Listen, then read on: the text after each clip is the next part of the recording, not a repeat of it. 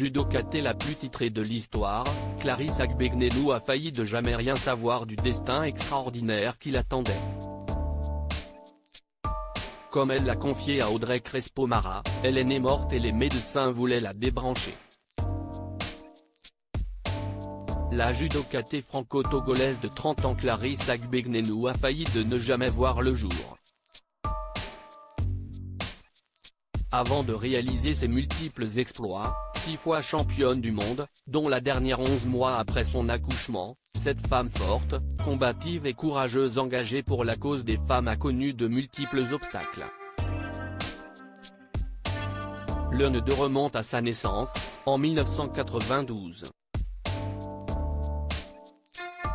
Ce dimanche 28 mai, la sportive sera l'invitée d'Audrey Crespo-Mara dans le portrait de 7 à 8 sur TF1.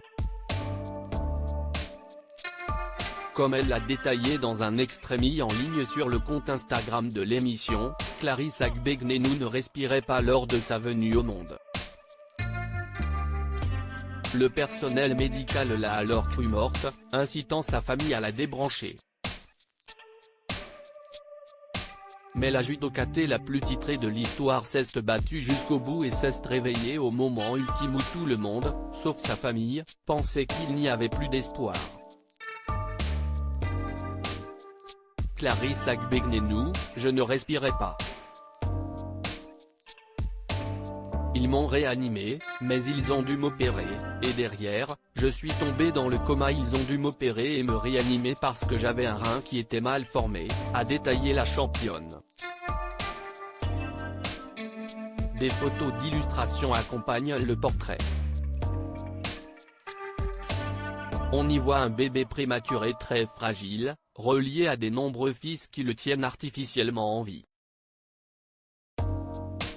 Il s'agit de Clarisse Agbenienou, séparée de sa mère pendant 1 ou 2 mois après sa naissance.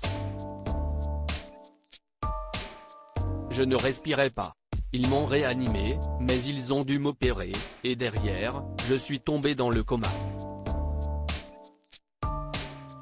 Donc née morte, réanimée, tombée dans le coma quelques semaines. La sportive a raconté à Audrey Crespo-Mara qu'à la suite de ce constat, les médecins ont dit à ses parents qu'il n'était plus possible de la réanimer, qu'elle n'allait pas revenir. Mais ces derniers n'ont pas voulu renoncer, mes parents disaient non, attendez encore quelques jours, elle va revenir, vous allez voir. Quelques jours ont passé, et si est finalement au moment le plus critique que le miracle s'est soudain produit, un beau jour, ils sont venus, et ils se sont dit, bon, là, si est trop tard.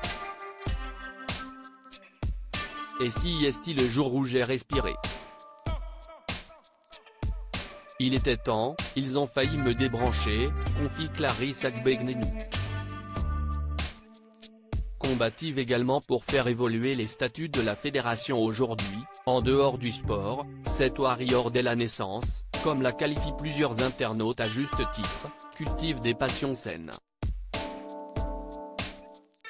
Je suis dopée à l'allaitement de ma fille, à son parfum, à la sentir, précise-t-elle notamment, un sourire radieux attestant de toute la joie de cette complicité avec Athéna, sa petite fille. 10 mois seulement après avoir accouché, la jeune maman indiquait sa volonté d'être accompagnée par son trésor, elle sera partout avec moi, déclarait-elle juste après les championnats du monde de Doha.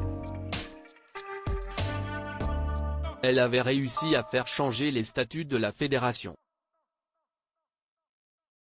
Désormais, les enfants de moins d'1 an peuvent accompagner leur mère dans les salles d'échauffement, ce qui n'était pas le cas avant. Une évolution nécessaire, ouvrant ainsi la voie à de nombreuses autres sportives qui avaient récemment repris leur carrière après être devenues mères, acquises grâce à la combativité de Clarisse Agbenienou.